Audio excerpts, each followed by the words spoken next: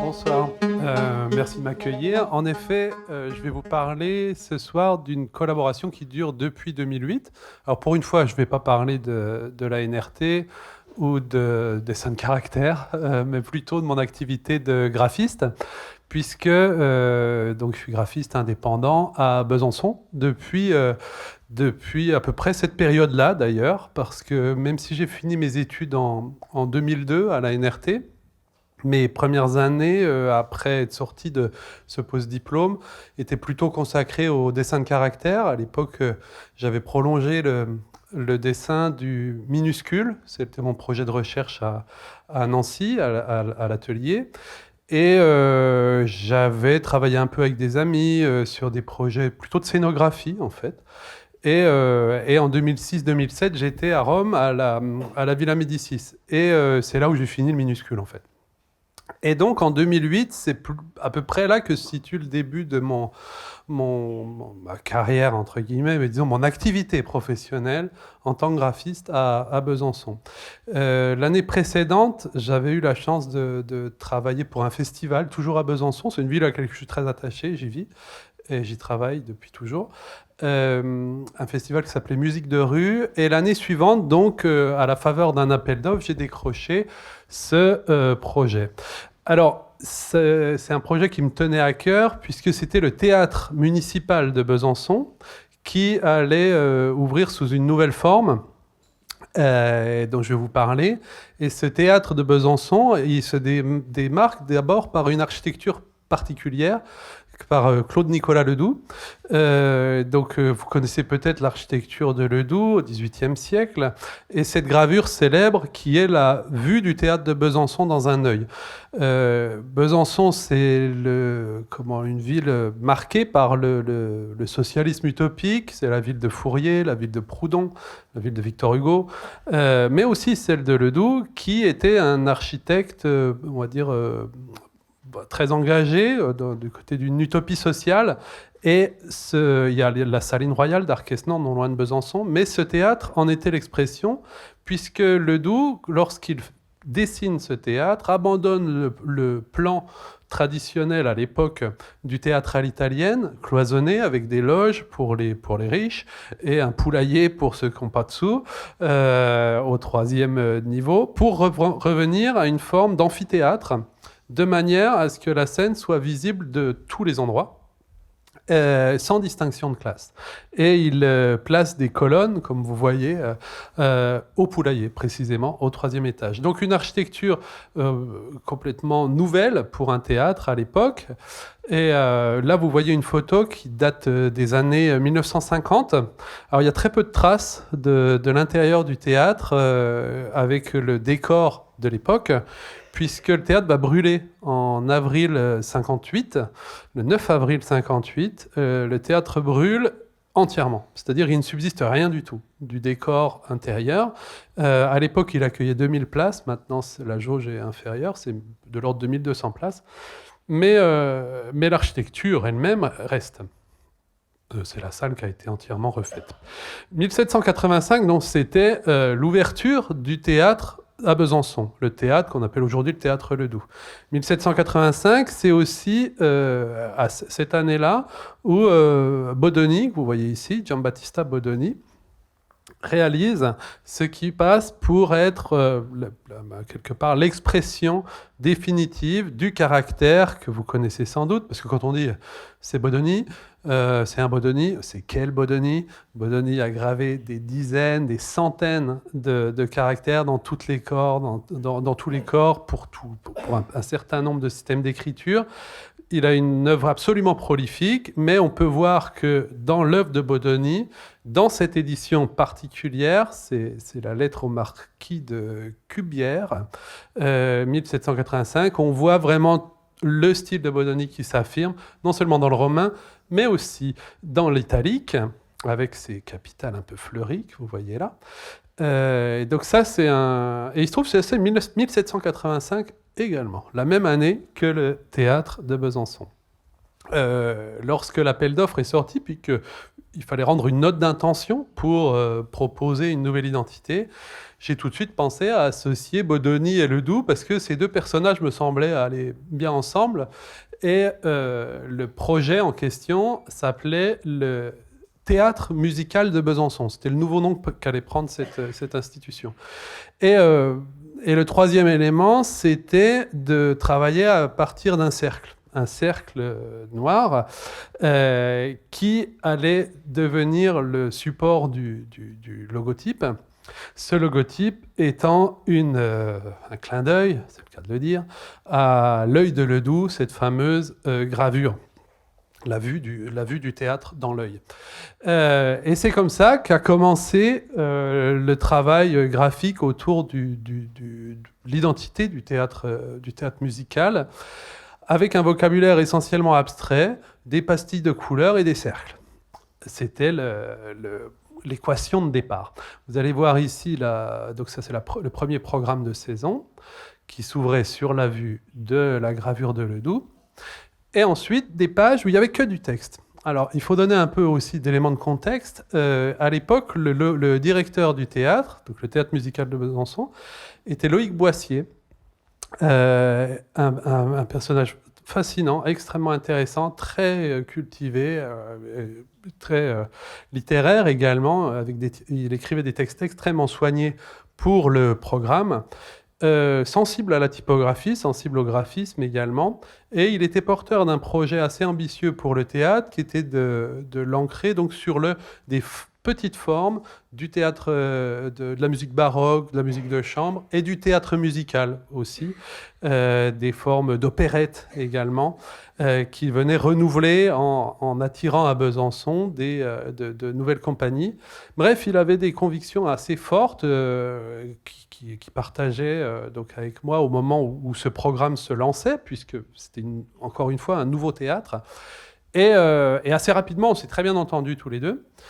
Et une des premières choses que je lui ai dites, donc je vais parler de Bodoni évidemment, Ledoux, machin, je lui ai dit ce serait bien si on pouvait se passer de photos. Parce que ça, c'est une chose que Vanina a abordée. Quand on travaille pour un théâtre, une des premières choses face à laquelle vous allez vous trouver, c'est que vous devez travailler avec une iconographie héritée. Les images que vous allez utiliser, vous n'en êtes pas responsable. Elles arrivent des compagnies. La plupart du temps, ces compagnies, elles ne vont pas se produire que dans le théâtre de votre ville. Elles vont faire une tournée. Elles auront envoyé dans tous les théâtres de France la même documentation photo. Et vous faites des images très différentes d'une compagnie à l'autre. Et il faut se débrouiller avec ça. Et dégager une identité à partir de ça. Alors on va le voir, c'est pas impossible. On peut faire des choses, on peut trouver des solutions. Mais là, en l'occurrence, le projet de Loïc pour ce théâtre était très articulé autour de la musique. Et c'est plutôt un des domaines dans le spectacle vivant, musique classique j'entends, ou musique baroque, qui n'est pas très riche en termes visuels. Vous avez un concert de clavecin ou de violoncelle, qu'est-ce que vous allez avoir comme image? Vous allez voir le soliste avec son violoncelle, en train de jouer, et la plupart du temps, en train de poser à côté de son instrument, avec une pose plus ou moins recherchée. C'est épouvantable de travailler avec ce matériel-là. Il n'y a rien à faire, il n'y a rien à en tirer. Vous ne pouvez pas faire une affiche. Et de toute façon, cette affiche racontera rien sur la musique qui va se jouer ce soir-là. Donc, j'ai réussi à convaincre Loïc en lui disant, écoute, on ne va pas s'en sortir si on s'appuie sur les photos, on ne va pas s'en sortir, on va se taper que des photos inutilisables comme ça. Donc, misons sur autre chose. Travaillons sur des formes abstraites, sur la couleur et sur la typographie. Il m'a dit OK. Donc, on est parti comme ça. Alors déjà, le programme, c'était juste du texte, en Bodoni, évidemment, avec des petites pastilles qui venaient marquer le registre. Donc, chaque registre était d'une couleur différente. Donc, vous voyez, le vert, là, c'était musique française. Le rouge, c'était le théâtre. Je m'en souviens. Et donc, selon le registre, selon la catégorie dans laquelle s'inscrivait le spectacle, on venait le marquer avec une couleur particulière. Et dans la plaquette de saison, il y avait juste un cahier central dans un papier différent. Bleu, c'était musique contemporaine. Un papier couché où il y avait une sélection d'iconographie. Et là, c'était une autre saison qu'on pouvait parcourir en images. Voilà, c'était tout simple. Voilà, ça c'était leur papeterie, voilà. Et ça, c'est la première affiche que j'aurais faite pour l'ouverture du théâtre. Et c'est la seule où il y a une image. Vous devinez la gravure de Ledoux derrière. C'est la seule où il y a une image figurative, j'entends. Et c'est la seule où il y a des logos. J'ai réussi à les convaincre de se passer de l'un et de l'autre par la suite. Ensuite, l'idée, c'était de faire des affiches à partir de ronds seulement, en noir plus une couleur. La couleur, c'était la couleur du registre, donc ce que je vous disais tout à l'heure. Là, par exemple, c'est du théâtre, beaucoup de bruit pour rien, de Shakespeare. C'était la première que je leur ai faite. Et donc, quelque chose qui fait du bruit, quoi, du vacarme. Les Brigands, voilà, là c'était de l'opérette, la compagnie Les Brigands, super spectacle. C'est des brigands, donc c'est comme s'il y avait une rafale sur l'affiche. Donc je vous préviens, ça va être très très basique, hein. C'est tout souvent des idées un peu débiles, mais mais j'aime bien ce genre d'illustration qui est quelque part entre figuration et abstraction. Un truc où il y a toujours un petit jeu. Et voilà, par exemple, l'infedeltà delusa, c'est l'infidélité trompée. L'infidélité, donc il y a un double jeu. Donc là, cette pastille, on voit, il y a un double jeu parce que quand on la décolle, elle est d'une autre couleur. Enfin, c'est plus ou moins, comment dire, explicite, mais voilà, le retour d'Ulysse dans sa patrie, voilà, il a fait un grand tour et puis il finit par retourner chez lui. Péléas Mélisande, c'est sa longue chevelure, etc. Et ça, c'était l'affiche de lancement de saison où on voyait tous les spectacles. Répartis par couleur. Et là, on se faisait une idée de c'est toujours un peu ce qu'on a envie de dire, hein, dans ce genre de document. C'est toute la variété de l'offre de spectacles de cette saison-là. Donc, voilà comment démarrait cette aventure. Alors, là, je vous ai montré des abribus. Vous voyez, les grandes affiches, c'est des deco. On dit deco, mais bon, c'est format abribus, c'est 2 mètres carrés. C'est 118, 176 dans les rues, mais il y a bien sûr d'autres formats. Alors il y a souvent des 40-60, ça c'est un format quadrobus, ça c'est 26,5 par 62. Et donc tout ce type de format, voilà, il faut s'adapter selon les réseaux que va utiliser l'institution. Le visuel que vous allez être amené à faire, il va être décliné dans un certain nombre de formats. Lesquels formats ne sont pas forcément homothétiques. Donc il faut trouver un système qui soit suffisamment souple pour s'adapter, que le visuel s'adapte à des formats de proportions différentes. Et là, en l'occurrence, les quadrobus qui étaient dans les magasins et dans les bus, les supports d'affichage à l'intérieur des bus, comportaient le programme complet du mois. Tandis que sur les abribus, donc les grandes affiches de mètres carrés, c'était juste une sélection. Il n'y avait pas la place de tout mettre dans l'abribus. Et ce n'est pas vraiment, je vous avoue, des supports où on s'arrête au milieu de la rue pour sortir son agenda et noter à quelle heure ou à quelle date a lieu le spectacle. Donc on a parlé de couleurs, de comment ces images étaient construites. Et je vous ai parlé de Bodoni au début. Je voulais travailler en Bodoni et comme vous le savez, des Bodoni, il y en a plein. Il y en a des versions contemporaines de Bodoni, il y en a plein. Moi, j'ai choisi le Bodoni ITC, qui, une fois n'est pas coutume, pour un caractère ITC, est le meilleur Bodoni qui a jamais été dessiné pour le numérique. C'est Sumner Stone qui a coordonné le dessin et c'est une merveille. Ce caractère, c'est vraiment le meilleur Bodoni. À l'époque, en tout cas, il n'y avait pas mieux. Depuis, il y a eu d'autres choses qui sont sorties. Et c'est un truc assez fascinant parce que l'équipe d'ITC, donc il y avait tout un pool de designers coordonnés par Sumner Stone, vont à Parme, consultent toutes les imprimés de Bodoni, et notamment le document que je vous ai montré tout à l'heure, et se rendent compte que Bodoni, en fait, c'est un univers. Il y en a plein de formes. Il faut choisir de quel Bodoni on parle, de quelle époque, de quel corps aussi. Parce que si vous regardez le Bodoni, ce qui grave en Corsie, c'est ce qui grave en 72, c'est le jour et la nuit. C'est pas du tout la même chose. Et ils sont fascinés par ça. Ils ont accès à énormément de documentation au musée Bodoni de Parme. Et là, ils se lancent dans un truc. Ils digitalisent le 6, le corps 6 de Bodoni et le corps 72. Deux caractères qui n'ont rien à voir.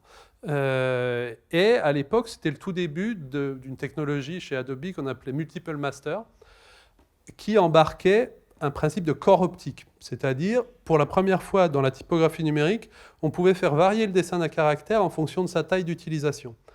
Et là, ils vont défier la technologie avec les formes de Bodoni, en rentrant le 6 d'un côté et le 72 de l'autre, ils n'ont rien à voir, encore une fois, et l'interpoler pour obtenir le corps 12. Et là, de manière très surprenante, ce que l'ordinateur va calculer, c'est-à-dire une interpolation brutale d'une forme A à une forme B, va être exactement le résultat de Bodoni, à peu de choses près. Donc ça montre, en fait, en creux, le génie de Bodoni dans la cohérence de son dessin et à quel point il savait anticiper la progression des formes en fonction de leur taille d'utilisation. Mais bon, je vous avais promis que je ne parlais pas trop de dessin de caractère et je suis déjà en train de me perdre dans ces considérations-là. Ce que je voulais utiliser donc le Bodoni ITC, mais j'avais aussi besoin d'un sans-sérif pour aller avec, et il n'y avait aucun sans-sérif qui me convenait, de caractère sans empattement.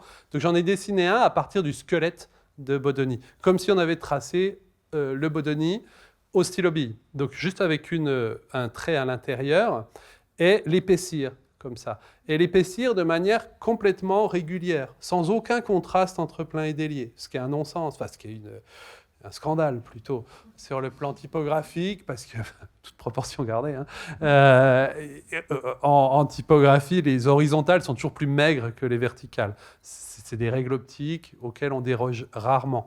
Moi, j'aime bien justement l'inverse, faire quelque chose de complètement régulier qui du coup paraît irrégulier à l'œil. Donc ça, c'était le caractère en question. J'ai passé pas mal de temps à le digitaliser, à en faire une fonte exploitable. Bref, ça donnait un caractère qui grossissait par l'intérieur, comme ça, partant du squelette de Bodoni qui s'épaissit. Je l'ai appelé Mononi. Parce que c'est un Bodoni monolinéaire et je suis très content de ce nom.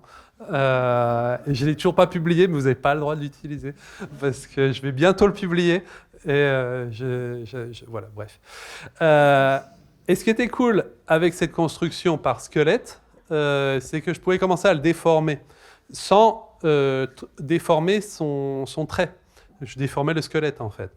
Et j'ai commencé à jouer avec différentes proportions de capital, avec bref, tout un tas de choses. Et c'est devenu un espèce de laboratoire typographique pour moi. Et c'est aussi comme ça qu'a commencé à se développer ma façon de travailler. À l'époque, je ne publiais pas mes fontes dans une fonderie comme je le fais aujourd'hui. J'ai fait pendant une dizaine d'années, tous ces caractères que je dessinais, c'était juste pour moi. Mais chaque projet de graphisme, donc chaque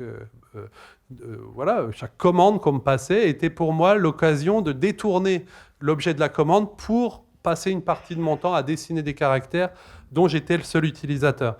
Donc c'est ce que m'a permis le théâtre. Et donc je dessinais ces versions parfois très maigres de Bodoni tracées au stylo bille comme ça. Il y en avait des plus grasses. Et c'était super parce qu'il y avait tellement de documents à faire toute l'année que je pouvais tester le caractère, tester de nouvelles graisses, voir comment ça sortait en offset. Enfin bref, c'était un super cadre. Et à l'époque, j'avais réussi, alors maintenant c'est plus simple, mais à l'époque c'était quand même vraiment chiant, faire un caractère qui n'a pas de corps. C'est-à-dire c'était une fonte qui n'apparaissait pas. Quand on tapait le texte, alors quel est l'intérêt, vous me direz, elle apparaissait que si on appliquait un contour à la lettre. C'était donc vraiment un squelette. Et si on appliquait un contour, on la voyait apparaître et on pouvait modifier comme un tracé vectoriel, son extrémité, etc.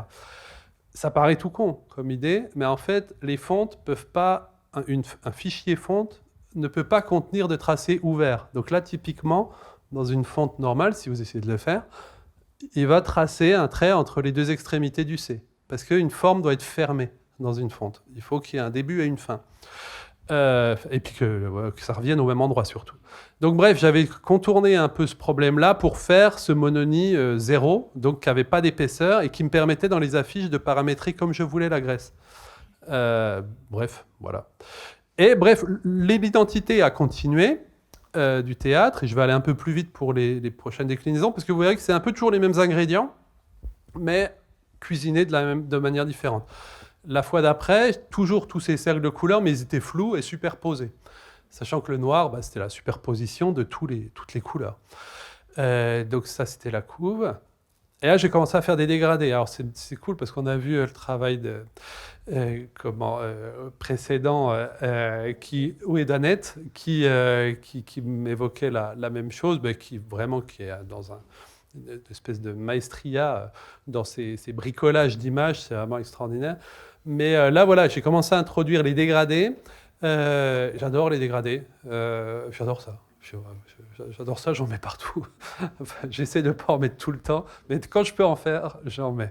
Et là, c'était une autre manière d'apporter de la couleur sans avoir recours aux pastilles en aplat, de moduler un peu toutes ces plages de couleurs. Et voilà, donc toujours que du texte. Et vous voyez que en plus du Bodoni ITC, qui est encore sur les titres et sur le texte, on commence à voir apparaître ces chapeaux en Mononi parce que la fonte avance. Je commence à avoir des versions exploitables, donc elle gagne du terrain petit à petit. Voilà, je continue. Toujours un cahier central avec des images. Et là, cette fois, on avait des cadres robustes qui n'étaient plus des programmes complets du mois, mais deux spectacles. Ah, c'était chiant parce qu'il fallait illustrer deux spectacles à la fois parfois. Et alors là, c'est très littéral, la cantatrice chauve, avec une cantatrice chauve. Euh, là, par exemple, celui-là, j'étais content de moi parce que c'était à la fois un concert de piano et une pièce de théâtre, c'est l'oreille droite. Et donc, c'était une oreille droite, mais qui faisait aussi comme le haut d'un piano. Donc, celle-là, j'étais content de l'avoir. Tout le monde ne l'a pas vu, hein, mais voilà. Donc, comme je disais, c'est vraiment des images. Faut imaginer qu'il y en a vraiment beaucoup à faire toute l'année. Donc, et là, je ne pouvais pas m'appuyer sur la photo. Donc, il fallait trouver un truc. Ah, c'est plus ou moins réussi, hein, ça dépend. Mais il ne fallait pas déroger à la règle. Donc là, voilà, les croisades, vous voyez là-haut. Asphalte, donc comme du bitume, quoi. Voilà, le couronnement de Popée avec sa couronne. Voilà, et donc ces dégradés ont fait aussi que sur les abribus commencent à apparaître voilà, les formes commencent à évoluer un petit peu. Donc voilà, une autre série de la deuxième saison. Je vais un peu vite parce que vraiment j'en ai mis un paquet. Faut que j'avance, faut pas que je m'attarde trop. Voilà, donc toujours le même principe. Et pour la troisième saison, donc on prend les mêmes, on recommence. Cette fois, j'ai fait des disques. Parce que là, il faut trouver à chaque fois le visuel de saison. Ça doit raconter toute la saison à la fois. Donc j'avais mélangé les couleurs, superposé, mis côte à côte et tout ça. Et là, je leur ai dit, tiens, et si on faisait un espèce... à l'époque, il y avait ce truc de la visualisation de données. C'était dans l'air du temps, graphisme, on parlait de datavisme, machin. Moi, j'y comprenais rien. Je sais pas faire ces trucs-là. Mais je m'étais dit, tiens, si on faisait une visualisation de ce que c'est toute cette saison. Donc, si on part du centre, chaque couleur qui se succède, chaque anneau correspond à un lever de rideau. Donc, il y a des fois, par exemple, ce qui est gris, un peu plus large, c'était un festival qui s'appelait Argentina, qui était argenté. Donc, il est un peu plus long. Mais sinon, on voit la succession des différents registres de chaque spectacle de la saison. Bon, évidemment, personne n'a vérifié, mais je vous jure, je l'ai fait très scrupuleusement. C'est la vérité. Et voilà, toujours de la couleur, des grandes photos, des dégradés. Et là, le Mononi gagne du terrain, est en train de chasser le Bodoni ITC. On a des accroches comme ça, de temps en temps, des phrases extraites de la programmation, et des affiches toujours Et là, j'assume plus le fait de faire des motifs. Cette fois, le texte vient par-dessus complètement en mononie. Et voilà, toujours pareil, des illustrations.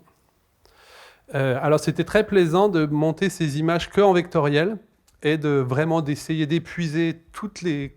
Enfin, j'aurais pu faire ça encore 20 ans, hein, mais d'essayer de vraiment tourner autour de tous ces motifs circulaires. J'avais vraiment pas le droit d'utiliser autre chose que des cercles. Donc parfois, là, c'est des pièces. Argentina, celle-là, j'aime beaucoup. On avait parlé avec Loïc, j'ignorais d'ailleurs que le nom même d'Argentine vient des mines d'argent. Et il m'avait tout expliqué, tout ça. Et bref, on avait pas mal parlé de toutes les décors vernaculaires qu'on peut trouver là-bas. Et bref, c'est en me documentant un peu là-dessus que je suis arrivé à cette image. Et c'est une affiche programme aussi, parce qu'il y a plusieurs textes, plusieurs spectacles qui sont programmés à l'intérieur de ce festival, donc en 2010, en noir et argent. Donc toujours des bichromies pour les affiches, et toujours ce jeu avec des cercles. Et là, cette fois-là, donc musicien des Lumières, j'ai fait un lustre, parce que il y en a là-dedans. Hein. Et je me suis dit, tant qu'à faire un lustre avec des ronds, hein, un lustre rond en plus, s'il vous plaît, j'ai fait derrière la lumière du lustre. Et ce qui faisait que de jour, ça c'était l'affiche de jour, une affiche jaune, parce que toutes les affiches pour l'orchestre de Besançon étaient jaunes. Donc, de jour, ça donnait ça. Et de nuit, c'est comme si on allumait le lustre dans la rue. Parce qu'avec le rétroéclairage de l'affiche, on voyait donc cette couche de noir à traverser, quoi. J'étais très content de moi quand j'ai fait ça, parce que vraiment, on n'était pas sûr que ça allait marcher. Ça a marché de ouf. Et ça m'a donné envie de le refaire, enfin d'essayer, parce qu'il y avait vraiment deux affiches. La nuit, vraiment, l'affiche se transformait. Et ça, voilà, ça nous a fait penser à d'autres... je l'ai réutilisé par la suite. 4e saison du théâtre. Alors là, je ne sais pas comment appeler ça, c'est une espèce de haricot, donut, je ne sais pas. Et là, alors là, la particularité, c'est j'ai troqué la quadrille pour une quadrille modifiée. Il y a un jaune fluo à l'intérieur. Je ne sais pas si ça se sent à la projection. Voilà. Et là, vous voyez que 2011, c'est octobre-décembre. C'était une demi-saison. Alors pourquoi ? Je vais vous donner c'est une raison toute bête. C'est que dans les institutions culturelles, comme dans les écoles d'art d'ailleurs, le mandat des directions sont soumis à des durées, donc c'est 3 ou 4 ans. Là, en l'occurrence, c'était la 4e saison de Loïc Boissier, et il devait reproposer un nouveau programme pour les 3 années suivantes. Et à l'automne 2011, il était encore un peu dans l'expectative, sans savoir s'il allait être renouvelé, sans savoir s'il allait pouvoir financer complètement la suite de sa saison, etc. Donc bref, il avait fait le choix, plutôt que de publier une plaquette de saison complète, de le faire en 2 temps. Parce qu'il il avait trop d'inconnus budgétaires, en fait. Donc bon, bref, pour moi, ça ne changeait pas grand-chose. Ça faisait un peu plus de boulot, mais ce n'est pas grave. Et donc, je continuais à jouer avec ces éléments. Et là, vous voyez qu'il n'y a plus de Bodoni. Il n'y a plus que du Mononi. Et cette fois, le dégradé, il est dans le texte.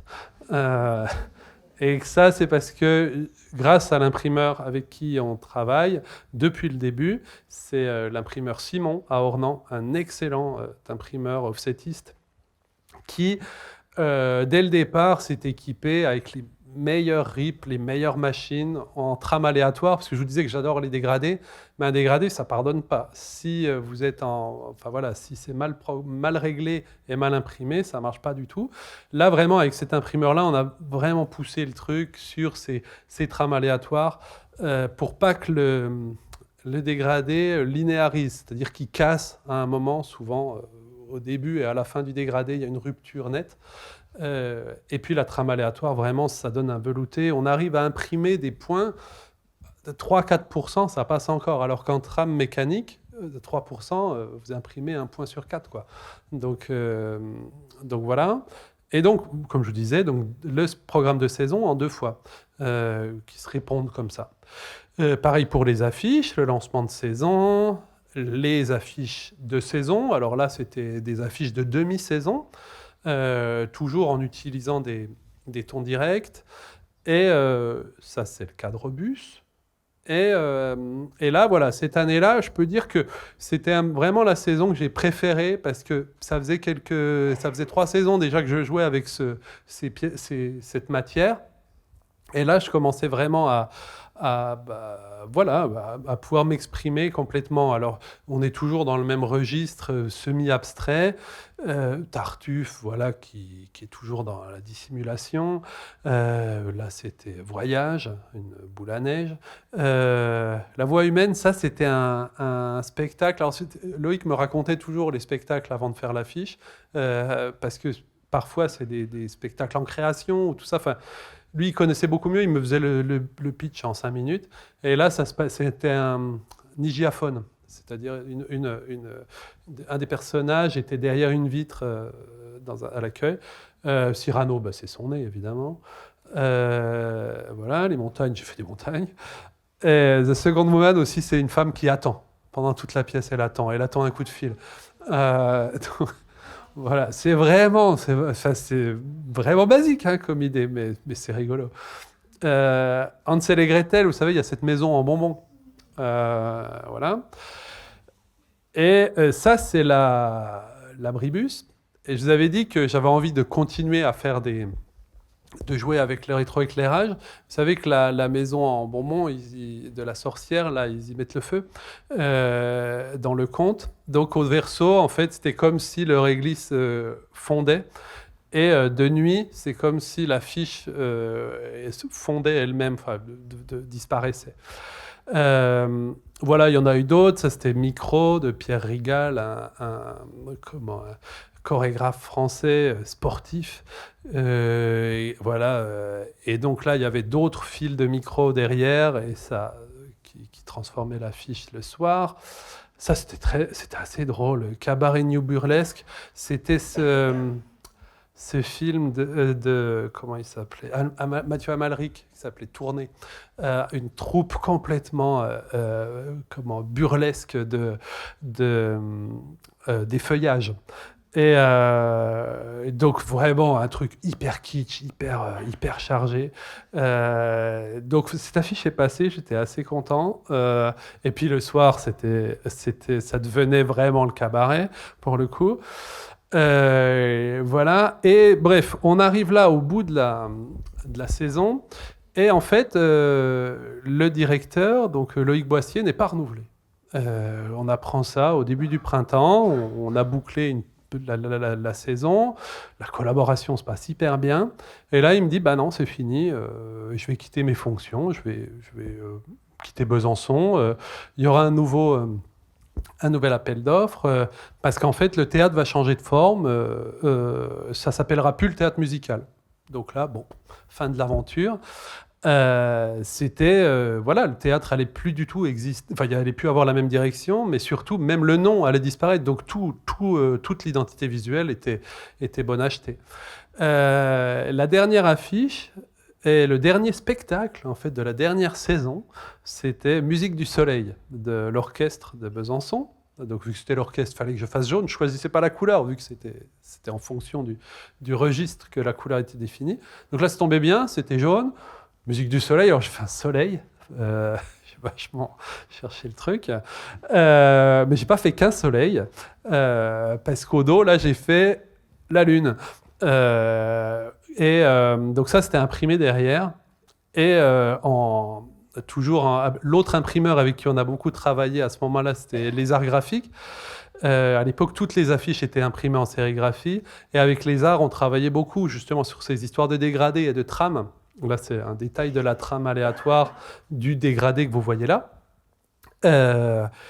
Et donc, cette affiche-là, Musique du Soleil, la nuit, s'éclipsait. Donc, on assistait à une éclipse et cette lune, c'était finalement le point de départ. de l'identité, c'était ce rond noir dans lequel il y avait le logo. Et là encore, j'admire je suis très reconnaissant envers ce client qui m'a autorisé à faire une affiche comme ça qui, en fait, la nuit, n'était plus lisible du tout. La lune venait complètement masquer le texte, le recouvrir. Donc voilà, point final pour le théâtre musical. Et j'ai fait des petits schémas pour vous montrer un peu les pièces détachées, enfin les ingrédients. Pour la première saison, donc c'était ça. Les couleurs, vous voyez en bas, il y en a 7, plus le noir. La composition toujours centrée. Et 2 caractères. La première saison, le Mononi, il n'y avait que cette version étroite qui était utilisée juste pour les dates. Et puis petit à petit, la deuxième saison, il y a des dégradés en plus, mais toujours les mêmes couleurs, toujours la même compo. Et le Mononi en bas de casse qui apparaît. Troisième saison, il y a l'italique qui fait son apparition, mais c'est toujours les mêmes ingrédients. Et quatrième saison, toujours pareil, mais il n'y a plus que le Mononi. Voilà, donc ça c'est une espèce de schéma, parce que je vous interroge après, hein, vous me direz. Et voilà, une espèce de synthèse. Et donc 2012-2013, on a encore quelques années à tirer, mais je vais être un peu plus rapide maintenant. Ça, c'était le logo Théâtre musical de Besançon, qui change de nom pour devenir la Scène nationale de Besançon. Alors, qu'est-ce qui s'est passé ? Le Théâtre musical de Besançon, c'était le théâtre municipal qui avait ce nouveau projet, donc avec un nouveau directeur. Mais il y avait à côté, dans un autre quartier, la Scène nationale de Besançon, qui s'appelait le Théâtre de l'Espace. Alors, la Scène nationale, c'est tout un réseau en France, il y en a partout, comme il y a des centres dramatiques nationaux, des fonds régionaux d'art contemporain, etc., etc. Et là, avec le succès du théâtre musical, la ville a voulu fusionner les 2 théâtres. Le Théâtre de l'Espace, qui est dans le quartier de Planoise, et le théâtre musical au centre-ville. 2 théâtres pour n'en faire plus qu'un, et fusionner les 2 pour faire une grosse scène nationale. Un projet ambitieux, soutenu par la DRAC, par le ministère, et donc par la ville, mais une greffe qu'il fallait faire prendre entre 2 institutions qui avaient, dans 2 théâtres, dans 2 quartiers complètement différents, centre-ville versus quartier, zone prioritaire, etc. Pas du tout la même programmation, beaucoup plus théâtre visuel, cirque contemporain, etc. pour le théâtre de l'espace, et beaucoup plus opéra, théâtre et musique baroque pour le théâtre musical. Bref, quelque chose de pas simple. Et donc, d'emblée, je me suis dit, je vais faire évoluer le Mononi pour en faire une version monochasse. Donc, le Mononi mono. L'idée, c'était d'avoir un texte qui soit moins formel, qui soit plus direct, plus simple. Tout ce qui était trop classique, c'est-à-dire le côté centré, le côté néoclassique du Bodoni, etc., le remplacer par quelque chose de plus moderne. Donc, un logo fer à gauche, juste comme ça. Et pour le moment, jusque-là, le théâtre s'appelait juste Scène nationale de Besançon. Il n'y avait pas de nom. Donc, on fait comme ça. Et en plus du Mononi, j'ai utilisé un autre caractère que j'ai dessiné, que j'ai publié il y a quelques années, mais que j'avais commencé il y a bien longtemps. C'était mon diplôme des Beaux-Arts à Besançon, quand j'étais en 5e année, avant de faire minuscule, qui s'appelle Garage. Et c'est un caractère en plein de versions. Alors ça normalement, c'est une vidéo. Ouais. Un caractère qui existe dans tout un ensemble de chasses et de graisses.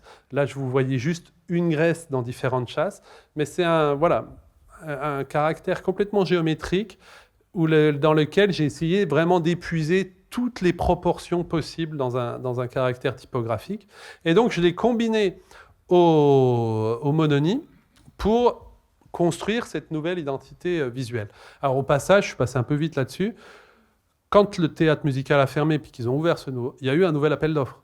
Donc j'ai répondu à un nouvel appel d'offres, on était plusieurs à y répondre, et je les remercie, ils ont fait le choix de me garder, ce qui n'était pas forcément l'idée de départ de la nouvelle direction, qui, comme toute nouvelle direction, a envie de renouveler son approche, etc. Mais je l'ai convaincu Anne Tanguy, à sa prise de fonction, je l'ai convaincu qu'on pouvait faire quelque chose de complètement différent. Et qu'au contraire, ça m'intéressait vachement d'imaginer, rebattre complètement les cartes et ne pas essayer d'être forcément dans une continuité. Mais voilà, je connaissais bien la maison, je connaissais les problématiques, etc. Donc voilà, au moins qu'elle me laisse la possibilité de concourir. Donc je l'ai fait, j'ai été retenu. Et là, j'ai une idée toute simple. Vous vous souvenez que le théâtre musical, ça partait d'un œil. Et là, maintenant, il y a deux théâtres. Donc il y a deux yeux. Okay, et c'est en réfléchissant à cette idée d'un œil, deux yeux, que j'ai pensé qu'en fait, le théâtre au centre-ville est tout bleu. L'intérieur, quand il a été refait dans les années 90, ils ont tout refait en bleu. Et à l'inverse, l'espace était tout rouge. Et ça m'a fait penser aux lunettes d'anaglyphe, vous savez, un œil rouge, un œil bleu. Je me suis dit, pourquoi on n'utiliserait pas ça? Maintenant, il y a deux théâtres. Et c'est ce qu'on a fait. On a lancé la communication en disant, voilà, mettez les lunettes. Et si vous regardez avec l'œil gauche, vous voyez ce qu'il y a au théâtre Ledoux. Si vous regardez avec l'œil droit, vous voyez ce qu'il y a au théâtre de l'Espace. C'était débile comme idée, mais ça marchait de ouf. Donc on a fait là c'était un pré-programme pour annoncer le nouveau projet, pré-programme, lancement de saison. On n'avait pas de visuel de spectacle, c'était le tout début, mais l'idée c'était de raconter, il y a deux théâtres qui vont n'en faire plus qu'un. Donc on va réunir les équipes des deux théâtres dans l'atelier décor, et on a fait avec un ami photographe des mises en scène dans l'atelier décor des équipes des deux théâtres. Et on superposait les deux images, qui faisait que si on regardait avec l'œil rouge, on voyait une image, si on regardait avec l'œil bleu, on en voyait une autre. Et vous voyez qu'au niveau du texte, c'est pareil. Si on regarde d'un côté, on voit une partie des textes, et en l'occurrence, les rouges disparaissent. Et si on regarde avec l'autre œil, c'est les bleus qui disparaissent. Voilà, donc cette idée leur a plu. Il y a eu le lancement qui s'est fait. À ce moment-là, on avait fait des lunettes personnalisées pour tous les membres de l'équipe. Donc on avait fabriqué des lunettes différentes. Et puis les lunettes traditionnelles, vous savez, de 3D, là, on avait acheté 40 000. Qu'on avait diffusé avec les programmes. Non, à l'époque, c'était ouf. Donc, et puis ça, c'était le logo donc, en anaglyphe qui vibre un petit peu. Et donc, vraiment, la plaquette, on a joué le jeu jusqu'au bout. La plaquette était livrée avec la paire de lunettes et tout ça. Et surtout, pour moi, c'était cool parce que c'était un travail déjà Cambicro, donc deux Pantone, d'un bout à l'autre. Et une règle du jeu. Alors la règle du jeu avait changé, mais c'était une nouvelle règle et c'était cool. Voilà. Alors là, un peu à la manière d'Annette, je superpose les images ici. Alors parfois c'est deux spectacles différents, parfois c'en est un seul, deux moments d'un spectacle. Alors ça permet aussi de faire des mini-narrations, parce qu'on a trois images en fait. Une avec l'œil gauche, une avec l'œil droit, une avec les deux en même temps. Donc ça crée des rencontres. Parfois, on n'a pas le choix, on n'a qu'une image. Donc des fois, c'est la même image qui est juste décalée, comme ici avec Passo. Et en fait, ça, je vous disais, c'est vachement important quand on est avec une iconographie héritée, donc on n'a pas choisi, de trouver un moyen de se l'approprier. Là, typiquement, c'était un moyen vraiment de se l'approprier, et voire même de raconter des histoires. Didon et Aîné, là...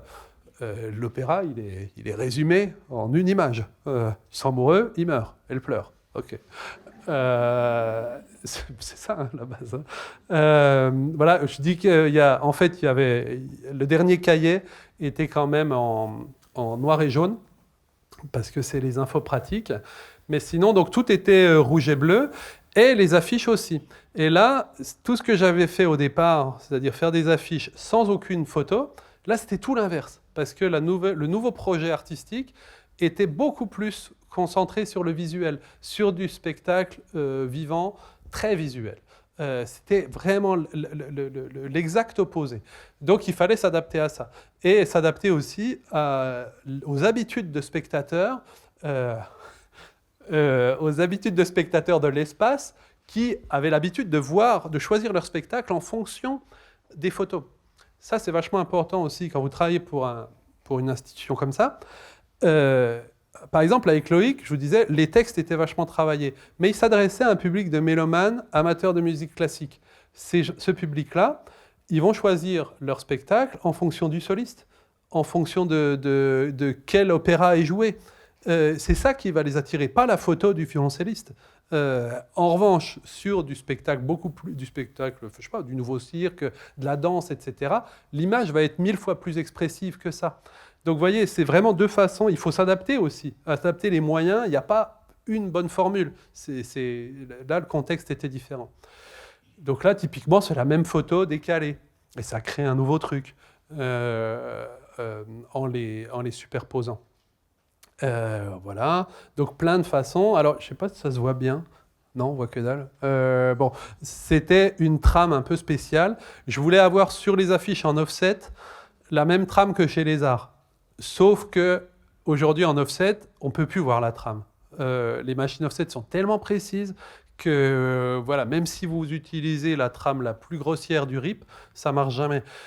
Donc là, ce qu'on faisait, je donnais à l'imprimeur, l'offsetiste, donc, les images en petit, ils me les ripaient sur leur machine en trame aléatoire pour m'exporter un TIFF bitmap haute def que j'agrandissais pour le faire en 40-60, juste pour multiplier par 20 le point de trame en gros. Et ça permettait d'avoir des images pleine page, tramées avec une trame aléatoire assez... voilà, là on se rend compte de rien, mais vraiment cette trame qu'on voit sur les affiches de les arts graphiques, quoi, quand il y a cette trame aléatoire stochastique très, très intéressante.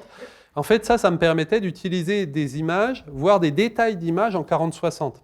Parce qu'à l'époque, ça c'est un autre phénomène qui a pas mal changé, à l'époque, les scans ou les appareils, ou même le débit des réseaux, n'était pas celui d'aujourd'hui, donc on avait des images de bien moins bonne qualité. C'était un cauchemar. Donc non seulement il y a le problème de qualité, la qualité de l'image elle-même, mais souvent il y avait simplement la qualité du fichier. On pourrait recevoir des images qui faisaient 900 pixels. Qu'est-ce qu'on fait avec ça? Donc il faut trouver un moyen de contourner ce problème, et là, extrapoler la trame permettait d'échapper au problème. Ah si, on voit mieux là. J'ai oublié qu'il y avait un autre écran.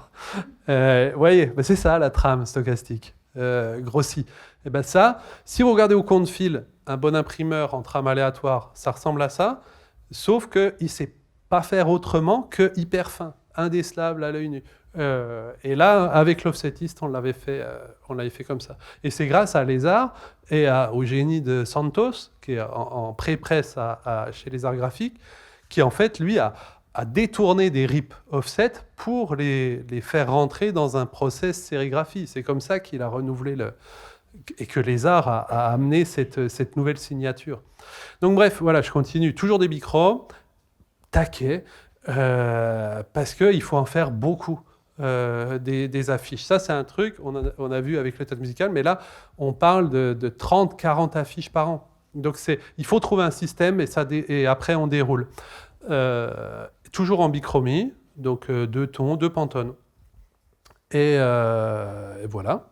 Alors, parfois, pour les spectacles qui sont ceux de l'orchestre de Besançon, toujours le même problème. Si je ne veux pas mettre des photos de violoncellistes ou de violonistes, je vais arrêter de parler de violoncellistes tout le temps. Il y a aussi des violonistes, par exemple, et des claviers, tout ça, des trompettes, dans un orchestre. Si on ne veut pas toujours avoir les mêmes photos, là, je fabriquais de l'image avec ce qui me tombait sous la main. Alors, cette saison-là, c'était des bouts de papier, vraiment les trucs... des images faites au scanner, quoi. Donc ce que vous voyez là avec ce qu'on avait sous la main. Voilà. Alors là, ils en avaient un peu marre du rouge et du bleu au bout d'1 an à ce régime-là. Et j'ai ajouté une couleur, le jaune. Faut savoir que j'aime pas le vert. Je vous fais une confidence. Donc j'utilisais du jaune, du bleu et du rouge, mais pas de vert. Donc le jaune et le bleu se mélangeaient pas. Et donc ça, c'est l'année 2013-2014. Et là, donc il y a une couleur supplémentaire et un peu plus de possibilités de mélange entre les différentes couches. Ça, c'était des affiches thématiques sur les différents registres donc de la programmation, quoi. Voilà. Ça pouvait même faire des fausses quadrilles, parce qu'avec un jaune, un rouge, un bleu, on fait presque une quadrille. Jeanne Moreau, que vous voyez là, c'est une fausse quadrille fabriquée avec trois tons directs, en intercalant le texte entre deux couches. Là, en l'occurrence, sur le jaune et le mage. Voilà. Et ça, c'est le programme qui, cette fois, était passé en quadrille. Alors, c'est une petite déception d'avoir abandonné la Bicro, mais effectivement, c'était un peu monotone au bout d'un moment, enfin, duotone. Et le gars de la billetterie, Olivier, il me le sort depuis, ça fait 10 ans, hein. 10 ans, il me dit « Oh non, 2013, oh non, mais c'était horrible. Le rouge et bleu, j'ai perdu des dixièmes à cause de votre graphisme. » Donc il m'a chambré, mais ça fait 10 ans qu'il me chambre, parce que selon lui, c'était illisible, ça faisait mal aux yeux. Puis bon, j'ai fait un peu de concession à la lisibilité, et effectivement, on était repassé à de l'image quadrille, moins signée, mais plus représentative des spectacles. Les affiches, en revanche, restaient en 3 tons, avec ces 3 Pantone, dont le Pantone 803, qui est une merveille. Ce jaune fluo Pantone qui est super. Voilà, je continue. Alors j'ai choisi ce soir, je vais aller un peu plus vite là, vraiment tout vous montrer. Je n'ai pas sélectionné, donc je vous montre des séries comme ça. Il y a des affiches qui sont réussies, il y a des affiches qui sont pas réussies. Mais c'était le principe de montrer comment un projet comme celui-là peut tenir sur, sur la durée. Donc je vous disais, Scène nationale de Besançon, c'était le nom du théâtre avant qu'il trouve son nom. Et il a fini par trouver son nom, les 2 scènes. Et là, j'ai empilé en fait ce premier logo avec le deuxième pour mettre autour du premier le lettrage, les 2 scènes en garage. Et avec voilà, cette idée comme si on montait sur scène. Voilà, donc on est parti là-dessus, et c'est de rester le logo. Et là, on a enchaîné avec ce programme de saison, donc toujours en superposant les images, mais en intercalant entre les images des rectangles. Et là, vous pouvez voir ces rectangles qui dansent comme ça autour des personnages. Ça figurait les 2 scènes en quelque sorte. Et sur la couverture du programme, il se trouve qu'il y avait 4 poses, parce que vous savez, pour imprimer une couverture, on a un papier différent. Bien souvent, il y a plusieurs poses sur la même planche, et c'était l'occasion de faire des variations de composition sur la planche en offset. Ensuite, le programme, assez classique, hein, on retrouve toujours le garage, le Mononi, les 3 Pantone et ces petits rectangles là. Voilà.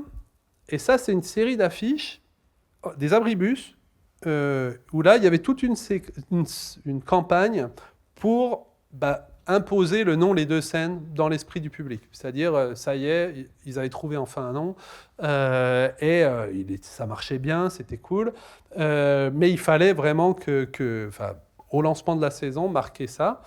Et plutôt que faire une seule affiche, je leur ai dit, tiens, si on met le logo toujours au même endroit, on pourrait faire une série de visuels, et au tirage, en sérigraphie, on peut mélanger les écrans. Comme ça démultiplie le nombre de visuels possibles. Donc là, vous voyez clairement, des parties de l'image sont identiques, mais c'est 2 paires différentes. Et voilà, c'est le cas à chaque fois. Alors, je ne sais plus combien il y en avait à la fin. J'ai perdu le fil. Mais c'est vraiment typique du genre de projet un peu farfelu qu'on fait chez les arts, en tirant parti d'une contrainte pour démultiplier le résultat. C'était super, il y en avait plein. Donc ça a fait une chouette série. Et ce qui faisait que dans la ville, dans tout le réseau Abribus, mais c'était jamais la même affiche quasiment. Voilà. Et ça, c'est les affiches spectacles. Donc toujours pareil, mais là, il y a des rectangles en plus. Voilà. Je m'arrête un petit peu. Voilà. Donc toujours pareil, hein, le contenu, il y a toujours des données invariantes, logo, adresse, contact, billetterie, machin. Puis des données variables, évidemment, date, compagnie, titre du spectacle, etc., etc. Voilà, on continue. Alors, l'année suivante, il y avait cette demande qui avait été exprimée, qui était d'avoir des accroches plus fortes, plus d'impact sur le texte. Donc là, j'ai grossi la typo jusqu'à des gros zooms comme ça dessus. Sur les pages intérieures, ça reste assez classique, hein, comme ça. À l'époque, on avait encore des programmes de saison qui étaient assez costauds, genre 120 pages quadri, c'est des formats 16-22, donc vous avez quand même un gros volume. Euh, et là, on était quand même passé en quadri sur l'intérieur, plus un Pantone dans les pages de fin, et 3 Pantones pour la couverture, pour vous donner une idée de la fabrication. À l'époque, c'était encore possible. Aujourd'hui, c'est plus du tout possible. Pour des questions de budget, puisque les budgets se sont effondrés, et en même temps, c'est de plus en plus cher d'imprimer en ton direct. Aujourd'hui, ça coûte plus cher de faire une bicro en 2 Pantone que faire une quadrille, hein. Donc ces choses-là étaient des bonnes astuces à l'époque, mais c'est plus du tout les mêmes. On peut plus du tout appliquer les mêmes recettes aujourd'hui. C'est lié à tout un tas de choses, mais notamment l'offset UV et les machines qui évoluent et le temps de lavage qui est impacté, etc. Donc on perd cette qualité du ton direct qui est justement d'échapper aux teintes de la quadrille. Parce que 35 ou 40%, je ne sais plus, des couleurs ne sont pas reproductibles en quadrille. Donc là, évidemment, quand vous allez piocher dans des tons directs, vous singularisez vraiment votre imprimé. Donc là, oui, c'est des tons directs. Et là, voilà, il y avait des grosses typos autour des affiches pour faire en sorte que de loin, on capte. Ah, c'est le nouveau Emma Dante, par exemple. Bah tiens, paf, on le voit. Ça, c'était vraiment une volonté du client de marquer plus fortement le message à distance sur les decos. Donc voilà un petit récap de l'identité de la scène nationale, donc qui devient les deux scènes au bout d'un certain temps. Au départ, donc les formes de la photo, les couleurs que deux au départ, du fer à gauche, contrairement à précédemment, et puis la typo, donc Mononie et Garage. Le jaune qui apparaît la saison suivante avec les dégradés, qui n'étaient pas là au départ, mais toujours les mêmes compositions, les mêmes typos. Et la troisième année s'ajoutent les rectangles qui viennent se composer et s'intercaler dans les couches. Toujours les mêmes typos, toujours les mêmes couleurs pour les affiches. Et sur la troisième, pareil, un petit peu de changement dans la composition. Je ne sais pas si vous avez noté, mais les compositions étaient que orthogonales dans cette saison-là, 2015-2016. Mais à chaque fois, vous voyez, ces planches-là, elles n'ont pas d'autre vertu que de dire qu'à chaque fois, c'est une règle du jeu. À chaque fois, on fait une recette et on s'amuse avec cette recette, on décline avec cette recette. Mais on avait fait le tour. Vous avez vu que le théâtre musical, c'était 4 ans, 4 saisons. Là, on avait fait tout un parcours autour de cette idée de lancement, les deux couleurs, passer à la fusion, la réunion entre les deux théâtres, imposer aussi un nouveau nom. Et là, bon, on pouvait se dire, au bout de 4 saisons, on avait le message était passé, la marque, les deux scènes, enfin la marque, on peut pas parler comme ça, mais le nom, les deux scènes étaient voilà, connus, installés. Et là, je leur ai proposé de changer complètement d'identité visuelle. Souvent, c'est des cycles de 3 ans, 3-4 ans. Et après, il faut se renouveler. Et là, je voulais depuis longtemps travailler sur le moiré. Vous connaissez ce phénomène de moiré quand on superpose deux trames. Je rêvais de faire ça. Et je leur ai proposé qu'on travaille là-dessus. Toujours avec beaucoup de couleurs.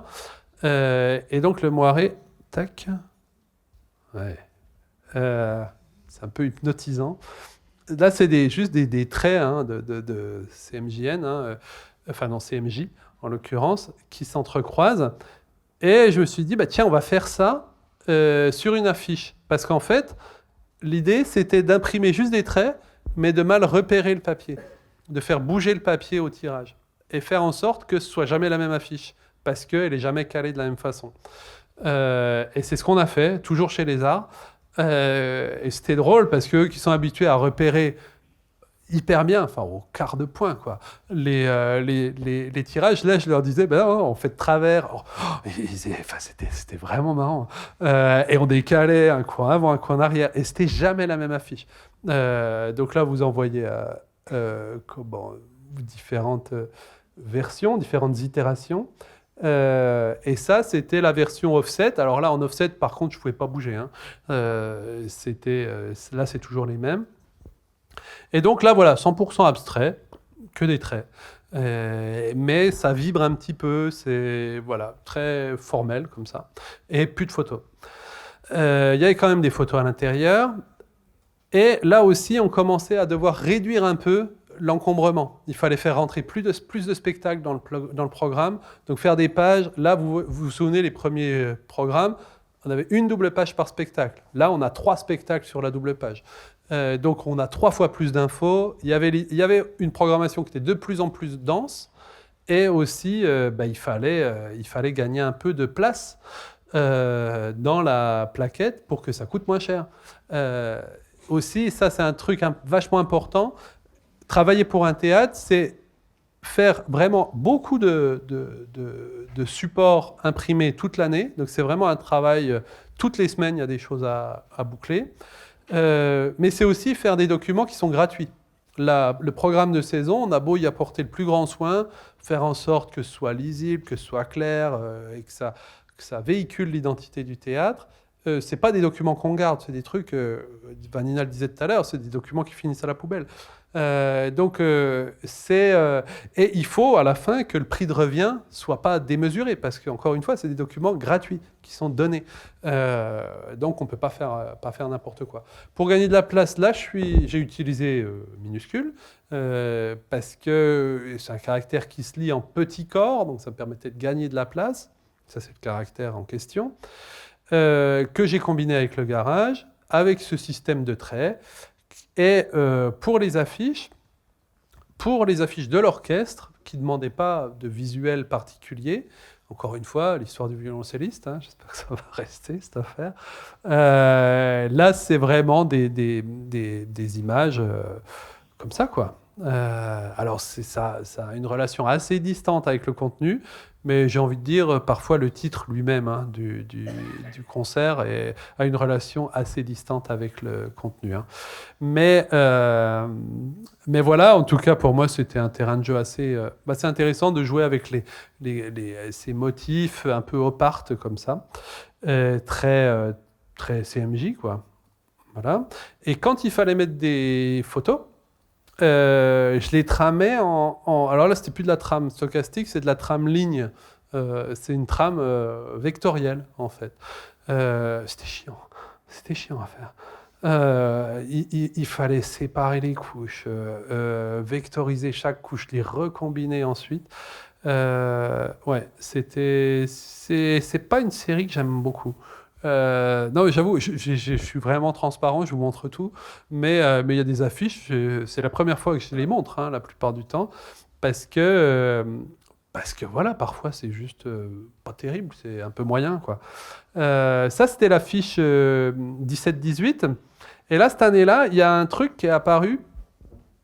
C'était les documents imprimés augmentés. On pouvait flasher les documents avec son smartphone et l'imprimer s'animait. Et donc là, par exemple, l'affiche, quand on la regardait avec son smartphone via une appli qui s'appelait SnapPress,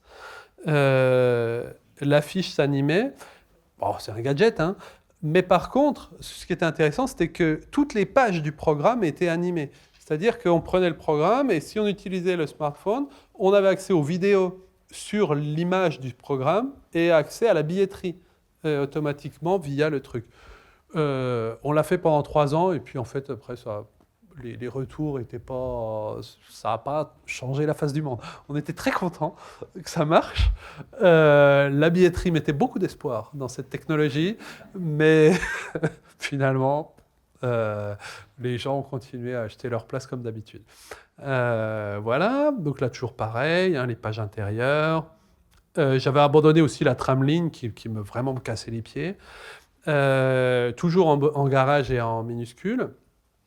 Et sur les affiches, Cette fois, on revenait à quelque chose de beaucoup plus direct sur la photo, avec un blanc tournant autour et un bandeau qui venait par-dessus pour être hyper lisible, mettre toutes les infos. Et ces affiches pouvaient être composées avec 2 photos différentes pour un seul spectacle, ou être une combinaison de 2 spectacles. Là, typiquement, là, c'était l'abribus, pardon, de l'Absolu, là, cette compagnie qui était artiste associée cette année-là. Donc ça, c'était l'abribus, et ça, c'était le 40-60. Et là, sur les 40-60, on avait des affiches doubles. Là encore, il faut faire se rencontrer l'identité et le budget com et le nombre de spectacles sur lesquels ils vont communiquer, etc. Donc je vais un peu plus vite. Donc là, les séries, voilà. Et un petit mot aussi, la scène nationale, dans ce projet-là, il y a une grosse partie cinéma. Il y a un cinéma d'art et d'essai qui est associé à la scène nationale, avec une grosse programmation et des cycles thématiques tous les mois. Et donc des petits livrets bimestriels ou trimestriels, ça dépend. Mais la plupart du temps bimestriels qui sortent. Alors chaque fois, c'est quand même un 32 pages, donc ça commence à faire tous les 2 mois. Ça fait quand même pas mal de choses à sortir. Et à chaque fois, c'est c'est un cycle cinéma. Donc là, vous voyez différentes pages. Et là, c'est vraiment un autre, comment dire, encore un autre univers. Alors, il s'agit de faire en sorte que que ça cohabite avec la communication sur le spectacle vivant. Mais là, c'est du cinéma. Donc l'iconographie, elle n'a pas du tout la même nature. C'est des images cinématographiques, très, très travaillées et beaucoup plus identitaires qu'une photo de spectacle vivant. Et aussi, le problème avec le spectacle vivant, on a toujours des images sur fond noir. C'est toujours des images de scène. Donc d'artistes. Alors, il y en a des très bien, et puis il y en a qui sont juste basiques. Le cinéma, c'est vraiment... Moi, j'adore mettre en page ces documents-là parce que l'iconographie change complètement. Et c'est toujours les mêmes grilles, les mêmes typos et tout ça. Voilà, je continue. Il y en a plein, plein, plein. On a plus ou moins de place, ça dépend des périodes. On a même parfois la place pour faire des doubles pages d'images.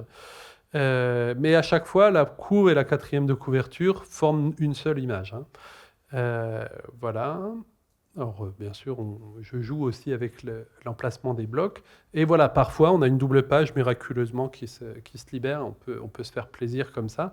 Mais ces espaces-là restent assez rares. Voilà. Un autre exemple. Voilà, alors ça, je sais pas, je les ai pas tous scannés, mais il y en a des dizaines, vraiment, avec le temps. Voilà, on continue toujours sur ça, c'est la fin de cette série-là, très quadri. Alors là, c'était plus de la typo enchevêtrée, mais des espèces de spaghettis, là, comme ça.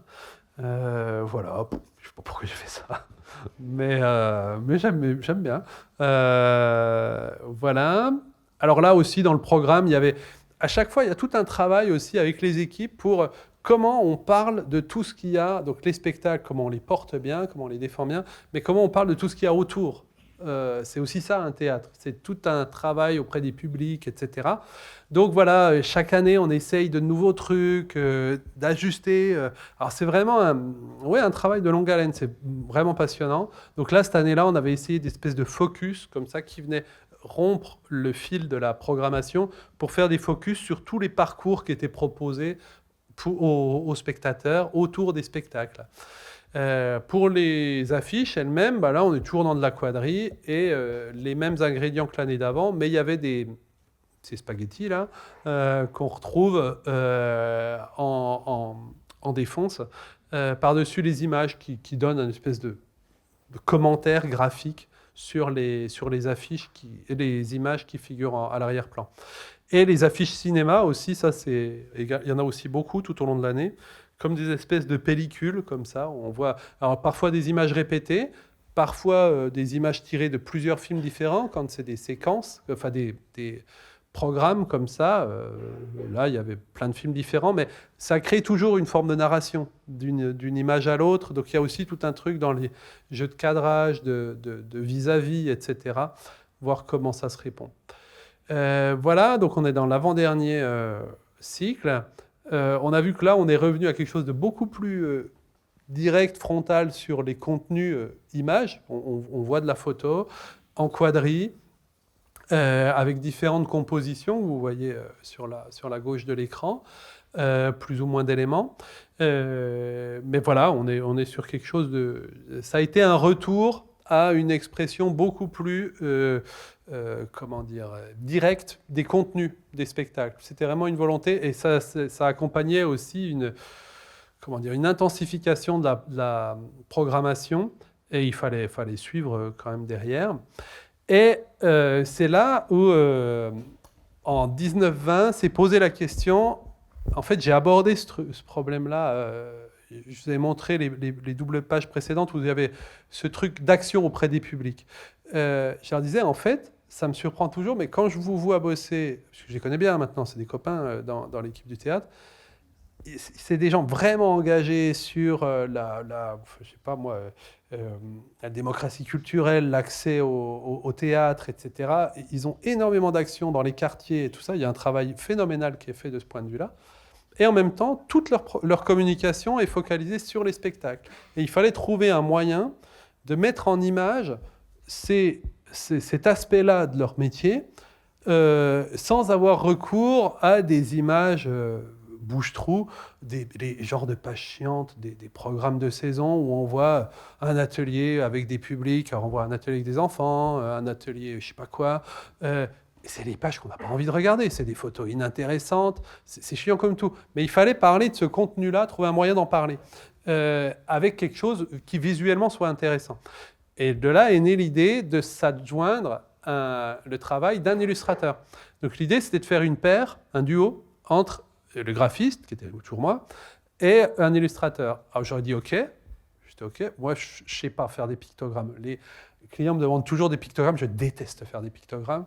J'aurais dit non, je ne vous ferai pas de pictogrammes, mais si on bosse avec un illustrateur, je veux bien qu'on mette des pictogrammes, mais si vous me laissez choisir l'illustrateur. Ils ont dit OK. Et c'est comme ça que j'ai proposé qu'on travaille avec Joren Garner, qui est un copain, que j'aime beaucoup, et dont j'aime beaucoup le travail, parce qu'il a une capacité d'abstraction comme ça, vraiment hyper aiguisée. Et la commande à Joren, pour cette première année de collaboration, je lui ai dit, écoute, la typo, la mise en page, j'en fais mon affaire, mais j'ai besoin d'un alphabet de pictogrammes. J'ai besoin que tu me fasses des petites images comme ça, en noir et blanc. Moi, je me sers à l'intérieur, et tout ça, ça doit raconter tous ces aspects du théâtre dont on ne parle pas d'habitude. Donc, on a beaucoup bossé sur le contenu, et il m'a livré des planches comme ça, et c'était trop bien. Des dessins ancrés comme ça, qui m'envoyaient en bitmap en me disant « fais ce que tu veux avec ». Et donc là, j'ai pu commencer à m'amuser, les superposer, les agrandir, etc. Et ça, c'était une nouvelle campagne, et ça changeait complètement. De dire, on venait de passer par une assez longue période où on était vraiment sur de l'image quadrille de spectacle, truc classique. Et là, vraiment, en 19-20, il y a eu l'idée de dire, bon, il est temps qu'on parle vraiment de notre engagement politique dans ce théâtre, pour l'environnement, pour la démocratie, pour l'accès à la culture, etc. Et donc ça a été cette campagne d'affiches thématiques de rentrée. Donc là, que des bicros. Toujours pareil, hein, de la bicro, c'est une espèce de fausse quadrille avec des tons directs, fluo, tirés chez les Arts encore, et des grandes images comme ça, qui faisaient du bien aussi dans la rue, de rompre avec la quadrille omniprésente en fait. Voilà. Et ça, c'était le visuel de saison.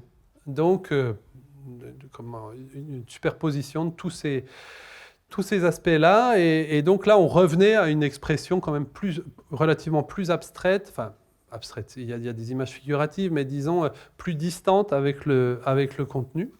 Ça, c'est le programme, 19-20. Sur les pages intérieures, ça n'avait pas beaucoup changé. À ceci près que des pictogrammes faisaient leur apparition dans les pages, comme rappel sur des trucs. Et aussi qu'un sans-sérif fait son apparition dont je vais vous parler. Je dois avoir des écrans qui en parlent juste après. Donc ça, c'est les pictos de Yoren. Je lui ai demandé aussi de me dessiner des fonds qui me permettaient de les mettre en couleur. Voilà. Ça, c'était des planches qui séparaient les différentes parties de la saison. Alors, on ne parle jamais de ces pages-là, mais c'est souvent celles sur lesquelles on passe le plus de temps. Les plans, les formulaires d'abonnement, etc. Et ça, c'est vraiment un travail de longue haleine, en lien aussi avec les équipes de billetterie qui se ramassent tous les spectateurs qui n'ont pas la place pour écrire leur nom. Enfin, voilà, tout ce retour-là est vachement intéressant aussi. Les gens qui ne trouvent pas où c'est, etc., qui ne voient pas les horaires. Enfin bref, d'année en année, on essaye de faire un objet qui soit le plus pratique possible. Et ça, c'était les affiches de la saison, dont je ne suis pas très content non plus. Je trouve que c'était assez raté. Mais voilà, une espèce de rencontre entre des formes et mettre les images dans des formes, mais il y avait un truc qui ne marchait pas. Enfin, en tout cas, en replongeant dedans, parce que ça m'a fait bizarre de proposer cette conférence, c'était aussi un espèce de défi pour moi, parce que je, je regarde 15 ans de production et tout n'est pas au même niveau. Mais j'ai essayé d'être honnête, je vous montre tout. Hein. Mais j'assume pas tout, quoi. Là, par exemple, j'aime pas du tout cette série-là. Il y a un truc qui marchait pas pour moi. Mais bon, après, voilà, je fais de mon mieux à ce moment-là. Mais il y avait quelque chose dans l'équation qui fonctionnait pas. Et voilà, donc pour en faire la synthèse, le nouveau caractère qui a fait son apparition à ce moment-là, avec le minuscule et le garage, c'est un caractère qui s'appelle album. Euh, j'ai quelques écrans pour le présenter. C'est un caractère que j'avais dessiné pour le musée d'Orsay en 2010. Le musée d'Orsay, toute son identité reposait sur un caractère qui s'appelait Walbaum, de Justus Eric Walbaum, du début du 19e siècle.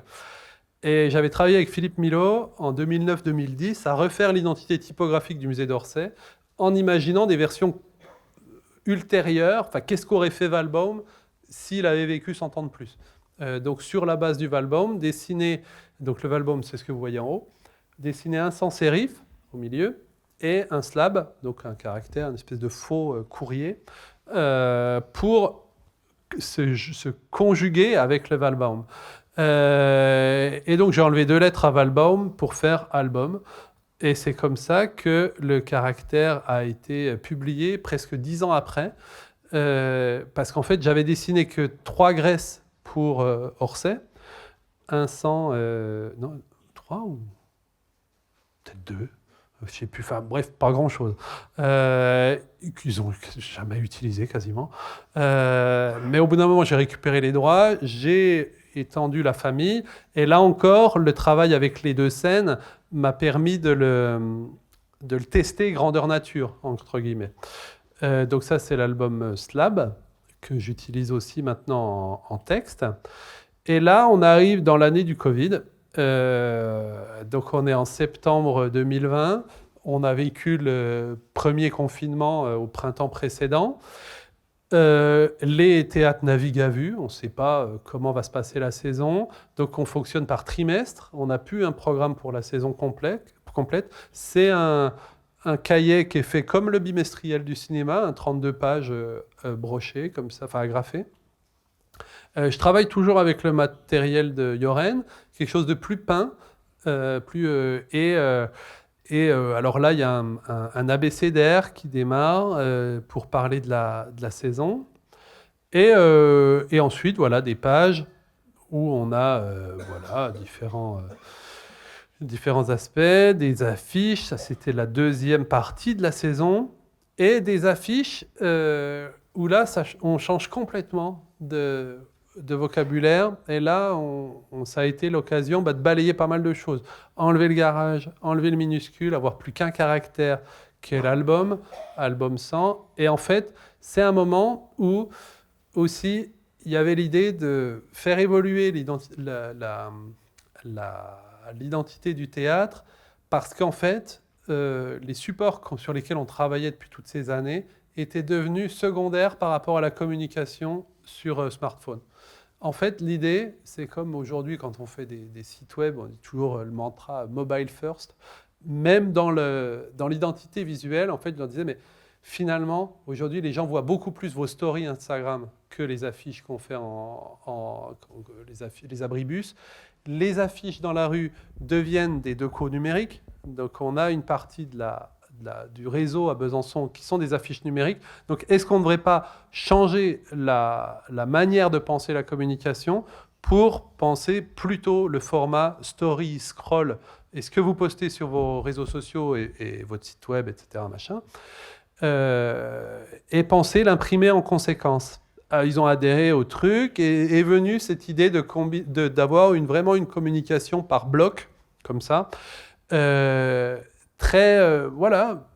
modulaire, très colorée, encore une fois, et vachement facile à utiliser, enfin, pas hyper facile non plus, mais disons que je pouvais mettre deux spectacles sur la même affiche, ce genre de truc, et bref, voilà, bah, y a une grille évidemment derrière, mais c'était vraiment, alors là vous voyez, hein, il y a quand même un gros changement. Voilà, ça fait 3 ans. Donc au début, en utilisant les pictos de Yoren, au début, il y avait encore le minuscule. Et puis petit à petit, voilà, les choses deviennent plus claires et plus directes. Et là, sur les 2 dernières saisons, là, j'ai très peu de choses. J'ai pas eu le temps de tout scanner, je suis désolé. Là, sur cette saison-là, vous savez que Yoren travaille, une partie de son travail, c'est un travail de recouvrement, peindre sur des documents existants. Et là, sur cette saison-là, c'est toujours un peu une carte blanche, mais Yoren, il aime bien avoir un brief. Donc à chaque fois, on en parle. Et puis là, cette année-là, je lui ai dit, bah, écoute, j'aimerais bien que tu fasses un recouvrement. Les pictos, je pense qu'on a fait le tour. Ça fait 2 ans qu'on les utilise. Les a utilisés dans plein de façons. Mais là, j'aimerais bien que tu proposes une peinture. Et puis après, on se débrouille. On l'utilise. Alors, il a fait cette peinture-là, par-dessus une planche de bande dessinée de Flash Gordon, qui était donc cette image pour parler de la saison qui s'annonçait. Ce que vous voyez à travers, c'est des bouts de la planche de Flash Gordon, et puis il y a des choses qu'il choisit de laisser apparaître et d'autres qui recouvrent. J'aime beaucoup ce travail-là.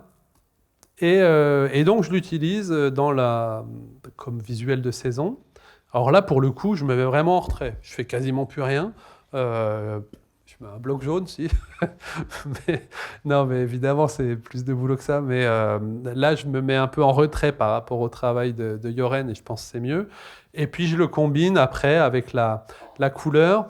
Il y a eu l'idée en automne 2021 de raconter l'année 2020-2021, ce retour sur le Covid, sur tous les défis qui se sont posés au théâtre. Et voilà, encore des pages et des pages de programmes. Voilà. Et les bimestriels cinéma aussi ont changé, après en avoir fait peut-être une trentaine, je dirais. J'ai fait évoluer la charte pour aussi avoir pas uniquement de la photo, mais avoir une photo plus une couleur. Et la couleur change tout le temps. Moi qui n'aime pas la couleur, en fait, je fais que ça tout le temps. Je pourrais travailler qu'en noir et blanc, parce que je suis vraiment plutôt attaché à la typographie à la base, mais je me fous dans des guêpiers à chaque fois. Pourtant, c'est vraiment une douleur pour moi de travailler avec la couleur. Ça vient pas naturellement, mais ça compte pour un projet comme celui-là. Ça, c'est les affiches de cette saison-là, toujours avec ce système de blocs, de modules, pour faire défiler les trucs. Voilà. Là, il commence à y avoir des jeux de transparence, et ça, de plus en plus, je travaille avec ça maintenant dans les affiches. Ça, c'est une affiche de l'année dernière. Et voilà. Donc, et puis, enfin, donc, je vous disais, ça, c'était l'affiche 21-22. L'année suivante, il y avait tout un travail sur l'écologie et la démocratie, avec un nouveau festival organisé dans le théâtre. Donc là, il a proposé cette peinture sur une autre planche de Flash Gordon, toujours tirée dans le même album. Et voilà, toujours des documents pour le cinéma. Des affiches aussi pour le cinéma, j'ai oublié d'en parler, mais ça, tous les 2 mois, il y a un nouvel abribus pour le cinéma, pour les différents cycles. Donc ça, c'est une communication parallèle au spectacle, donc il faut trouver un moyen de les faire se répondre. Alors pas du tout la même iconographie, bien sûr, mais le même vocabulaire graphique. C'est vraiment c'est super agréable à faire comme, l'affiche, elle se fait toute seule quasiment, hein, avec des bonnes images, ça demande pas beaucoup de temps, mais c'est vraiment agréable à faire. Et ces affiches-là, elles existent en deco numérique. Je disais, il y a de plus en plus d'écrans. Alors c'est pas les mêmes proportions, ça c'est vraiment chiant. C'est pas le même ratio, mais là, à l'intérieur, au théâtre, dans le service com, ils déclinent les affiches. C'est pas moi qui m'en charge, mais je leur donne le gabarit au départ et ils déclinent en faisant les sélections de visuels. Alors ça, vous voyez ça à la gare ou au feu rouge. Et souvent, ça marche. Franchement, je trouve que c'est des supports qui sont vachement intéressants. Il y a plein de gens décrit l'usage l'usage des écrans dans l'espace public comme étant énergivore, etc. Si on parlait du coût carbone de l'impression en sérigraphie d'un abribus et du routage absurde qui fait que l'affiche est dans la rue, je ne suis pas convaincu que les écrans consomment vraiment plus d'énergie.